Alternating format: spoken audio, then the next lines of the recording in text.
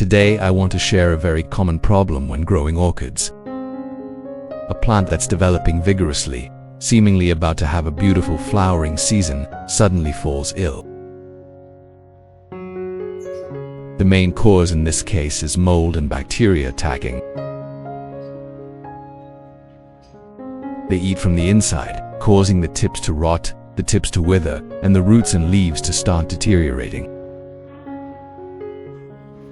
You can clearly see the leaves turning yellow in large numbers, and the plant losing strength very quickly. At this point, I didn't rush to discard the plant, but started checking from the bottom of the pot, removing the growing medium.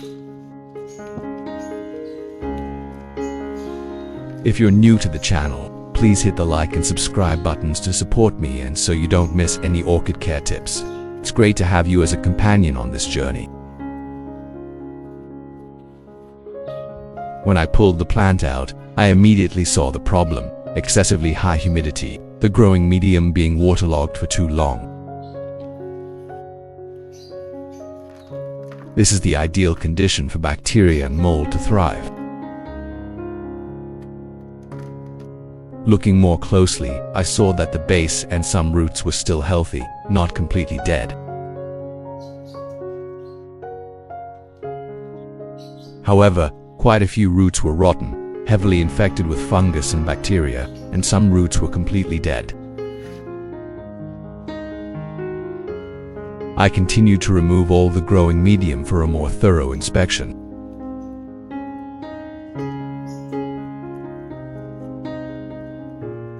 As expected, the growing medium had become damp and moldy over time, accumulating bacteria, causing the orchid to become diseased very quickly.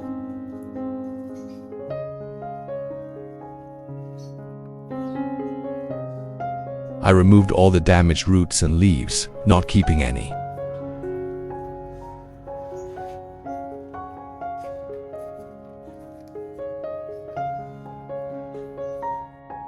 Besides English, we now have voiceovers in French, German, Italian, Spanish, Portuguese, Japanese, Hindi, and Indonesian to help you understand the content more easily. Listen in your preferred language by opening the video and clicking on the settings gear icon to select the appropriate audio language.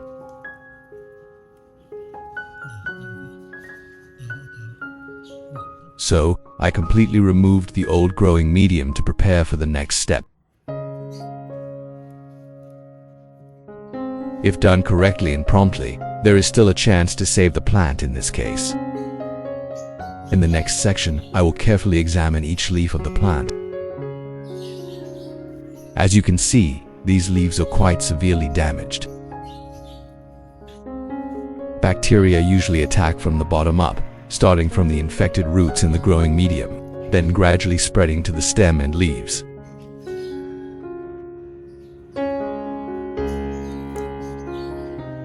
Looking at these leaves, it's clear that there are many bacteria and fungi inside, silently destroying the plant from the inside out. Therefore, I had to remove all the damaged leaves. Yellow leaves, soft leaves, and infected leaves were all discarded without hesitation. You can see that the leaf axils have started to turn black. That's a sign of mold accumulating in the stem over time.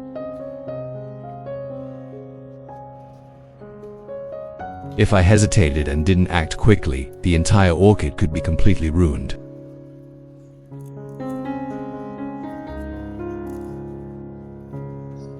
This disease eats from the roots upwards, gradually spreading along the capillaries, causing the leaves to yellow and die slowly.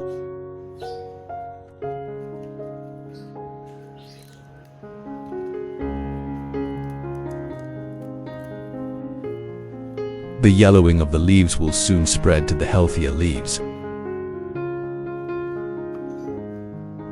Luckily, there are still 2 leaves at the top. They are still firm, thick, and healthy, which is the hope for saving the plant. After clearly identifying the living parts and the damaged parts, I will proceed to clean up the damaged parts.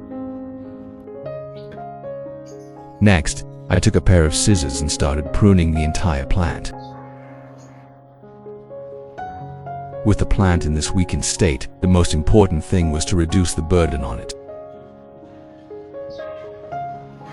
Therefore, I proactively cut off all the flower buds, although I regretted it. A weak plant doesn't have enough strength to nourish the flowers, and flowers are the most energy-consuming part. As you can see, the flower buds were growing long, and even the flower stalks had to be cut off. As for the flower stalks, if they were old enough, I could use them for propagation, as they had accumulated quite a lot of nutrients by then.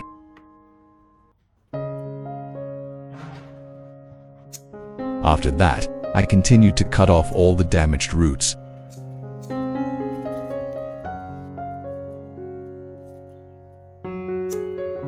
These roots may look harmless, but they are very dangerous because they are breeding grounds for bacteria and fungi.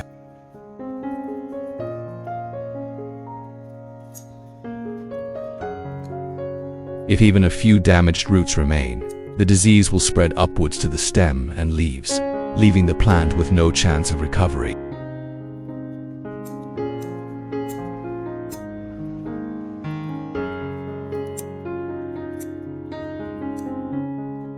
After pruning, the root system was completely cleaned, leaving only the living and healthy parts.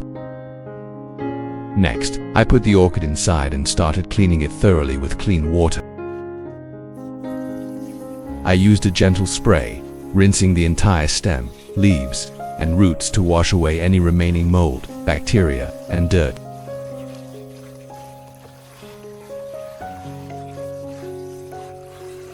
When the plant is cleaned, the environment around the roots and stem becomes more airy, reducing disease and helping the plant recover much faster.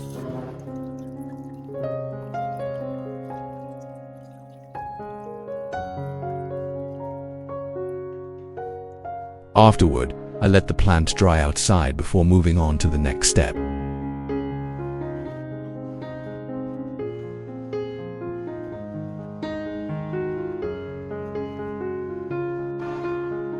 Next, I took out a clean container and poured in exactly 1 liter of clean filtered water.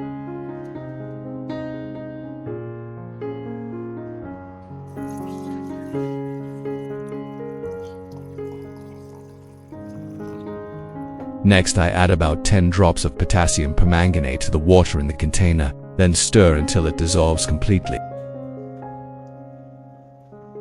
The potassium permanganate will help kill any remaining fungi and bacteria, protecting the orchid before further treatment. Seeing the water change color, I knew the solution was ready for disinfection. Next, I took out a container and placed the orchid inside a frame or bowl to secure it for easier handling.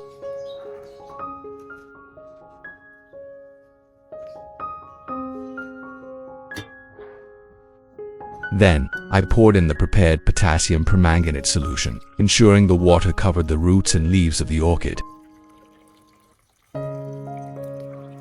I let the plant soak for about 30 minutes. This time is crucial because it allows the potassium permanganate to penetrate evenly, killing any fungi and bacteria hidden deep within the leaves and roots. Next, I removed the moss and poured potassium permanganate solution over it to disinfect the entire moss and growing medium. I completely submerged the moss in the solution, allowing the solution to penetrate and kill any remaining mold and bacteria in the growing medium.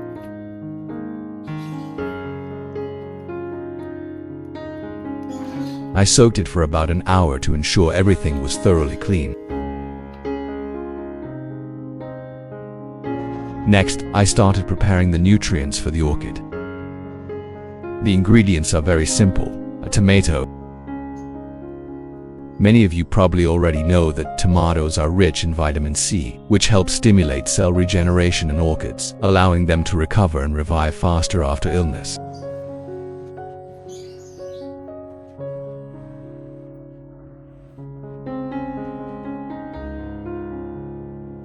After preparing the tomato, I cut it into small pieces.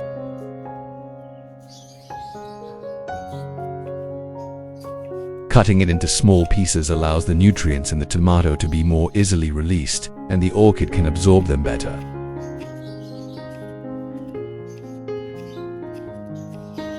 On the Blissful Garden channel, you can also find many ways to make homemade organic fertilizers from familiar kitchen ingredients.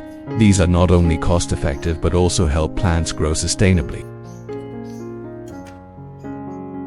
Next, I used garlic, another very familiar ingredient. I took 3 cloves of garlic and sliced them thinly into small pieces. Garlic has excellent natural antibacterial and antifungal properties, helping the orchid to resist disease-causing bacteria and recover more healthily.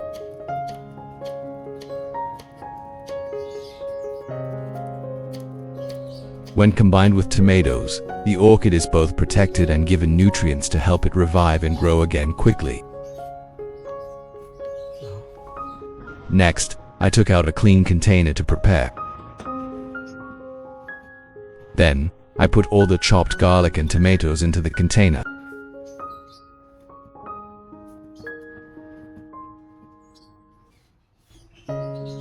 Next, I added about 500 milliliters of clean filtered water.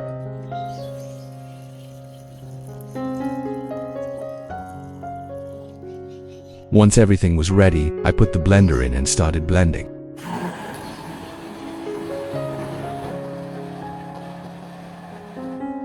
After grinding, don't use it immediately. Instead, filter out the sediment. Next, take a clean container and place a filter mesh on top to remove all the residue.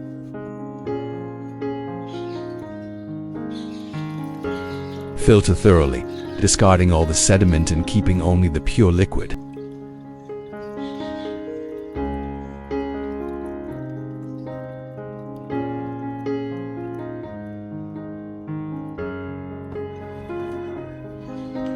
After filtering, I have a container of pure, smooth, and clean tomato juice.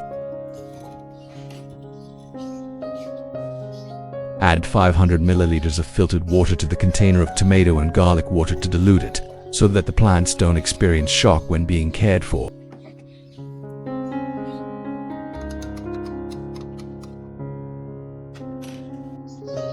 Next, after soaking the orchid in potassium permanganate solution. At this point, the solution will thoroughly disinfect, eliminating any remaining bacteria and mold on the plant. Take a clean cotton cloth and carefully wipe from the leaves to the roots. Wipe slowly to remove all remaining dirt and mold. By this time, the orchid is truly clean, much healthier, and free from disease. Place the plant outside and proceed to the next step, preparing for complete recovery. Next, I prepare a clean container and pour in a mixture of tomato juice and garlic. This is the solution I use to nourish and stimulate the plant's natural recovery.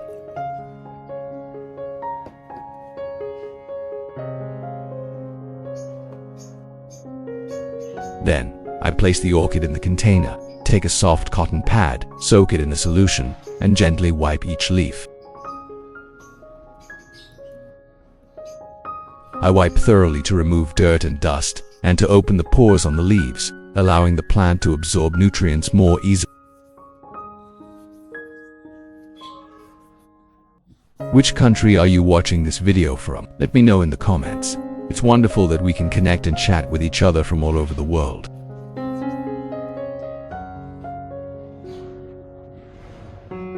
I also carefully wipe the flower buds and cuttings.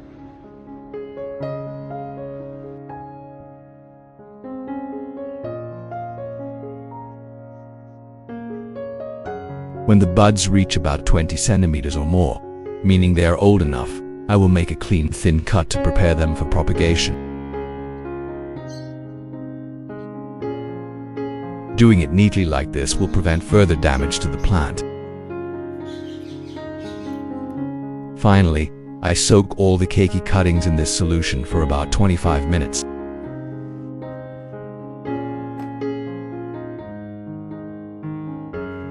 Next, after soaking the orchid in the nutrient solution, I could clearly see that it had begun to absorb it. the roots gradually turned green again. It was obvious the plant was slowly reviving. I used a clean cotton towel to wipe it again to ensure it was dry, clean and free of any remaining water.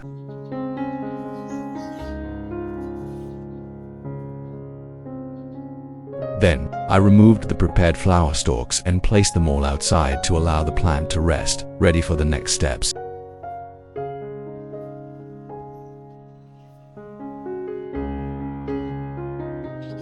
Next, I took the orchid outside and used the prepared cinnamon powder.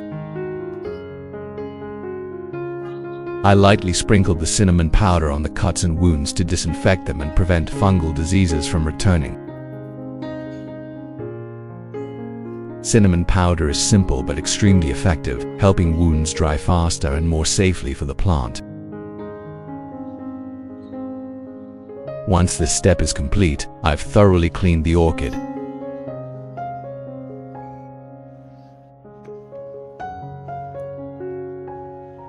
Afterward, I placed the plant in a well-ventilated area, allowing the wounds to dry and heal naturally.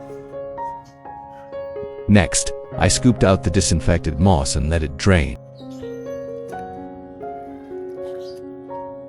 At this point, I felt much more at ease, as the moss was free of fungi and bacteria, ready to be reused for the plants.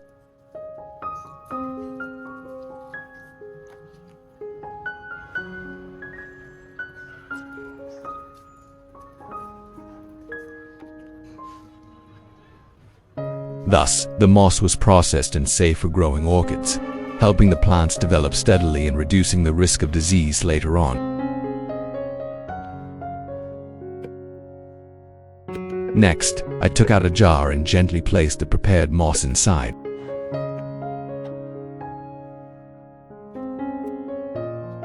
Once the moss had settled, I placed the orchid's root in the center, allowing the moss to completely cover it.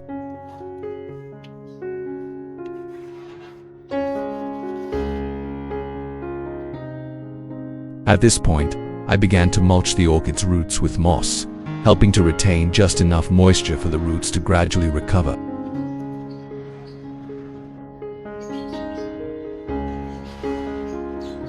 Then, I placed a pot with holes over the mouth of the jar. I covered the top to prevent mold and insects from entering, providing the plant with a safer environment for recovery. After that, I only missed the plant once a week, just enough to maintain moisture without waterlogging. Finally, I moved the plant to the garden, placing it in a shady, well-ventilated spot with gentle sunlight.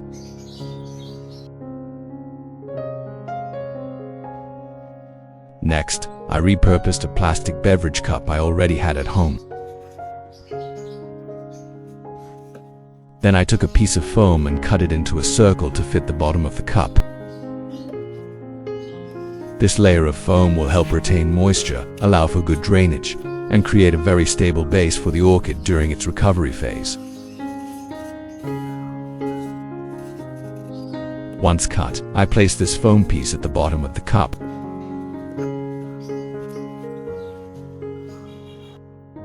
Next, I insert the cuttings from the flower stalk. I place them inside, making sure they are straight so they don't tilt or get damaged. Next, I put filtered water into the cup. When pouring water, I only fill it to the bottom of the sponge, not the top. The purpose is for the sponge to absorb water and retain moisture, providing even humidity to the plant without causing waterlogging. Then, I take another cup with drainage holes to allow better air circulation. I invert this cup on top, both protecting the plant and creating a humid, airy environment ideal for the orchid cuttings to begin developing. Next, I took 2 paper clips and gently clamped them together to secure the lid. During the care process, I checked once a week. When I saw that the water level was starting to drop, I added more water and lightly misted the stem and leaves to keep the plant moist. Afterward, I placed the plant in the garden, in a shady, well-ventilated location with gentle light. Just a week later, my orchid had started to grow and develop noticeably. I gently opened it up and saw that the plant had recovered beautifully. When I lifted the plant, I gently brushed away the moss and could see the new roots growing out. Strong and firmly attached, it was clear the plant had truly come back to life.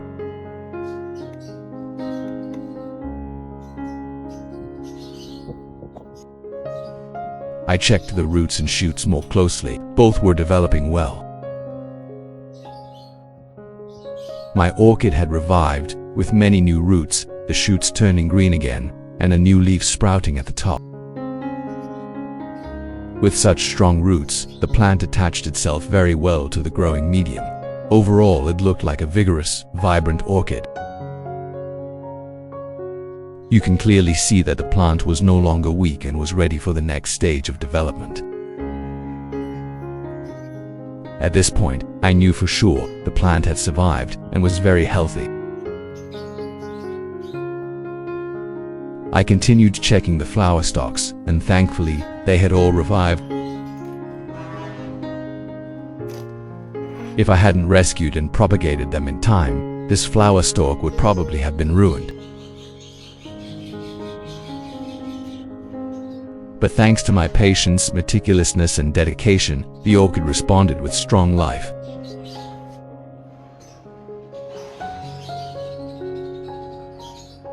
The plant is sprouting new roots, preparing for the revival of an orchid. Truly, if we love plants, understand them, and care for them with all our hearts, the orchid will not let us down. I saved a beautiful orchid with healthy roots and clearly renewed vitality. Now, I will plant the orchid in its natural environment so that it can continue to grow and develop more stably and sustainably. Next, I replanted the orchid in its natural environment. The growing medium I chose was shredded pine bark, as it's very airy, allowing the roots to breathe well and grow healthier. Each pot I used had drainage holes to prevent root rot. Then, I gently placed the orchid in the center of the pot, arranging the roots as neatly and naturally as possible.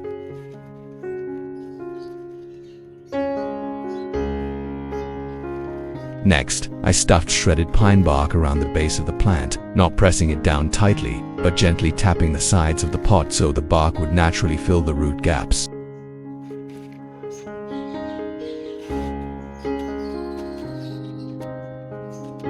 This method helps the roots anchor firmly while maintaining the necessary aeration.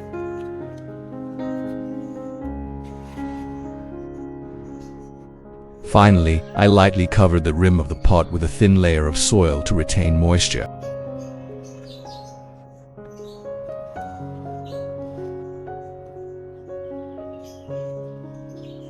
And just like that, an orchid pot was ready to enter a new growth phase. Now all we need to do is place the orchid pot in a suitable location with good ventilation and gentle light, and wait for the plant to continue growing day by day. Next, I planted another orchid from a small seedling.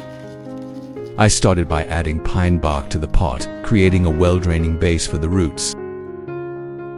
Then, I added some moss around the base, the purpose being to attract new roots and retain moisture, helping the plant adapt better after planting. To keep the plant stable, I bent a small aluminum hook, gently inserted it into the pot, and secured the orchid stem.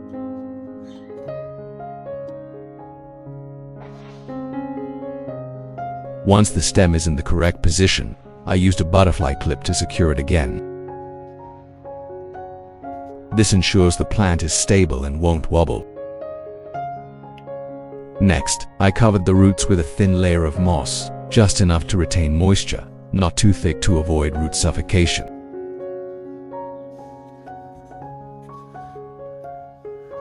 At this point, I've planted a complete orchid, ready to nurture a healthy flower later on. In the next stage, the most important thing is proper care and watering. Maintaining moderate moisture to stabilize the plant, encourage new root growth, and continue to develop day by day.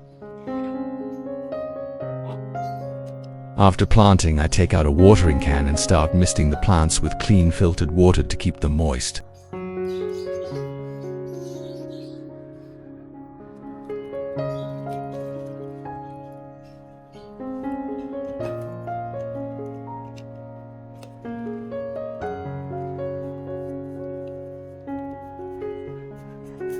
Every 3 days, I lightly mist the leaves and growing medium, just enough to keep them moist, avoiding overwatering to prevent root rot.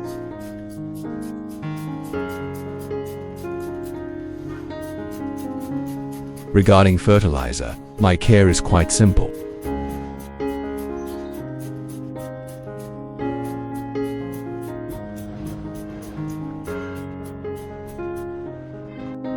Every 14 days, I add natural fertilizer, nourishing the plant gradually and helping the roots and leaves develop healthily. At this stage, I no longer need to cover the orchids. I let them live near their natural environment, allowing them to photosynthesize and grow naturally. The plants are placed outdoors in the garden, in a shady, well-ventilated area with gentle, stable light.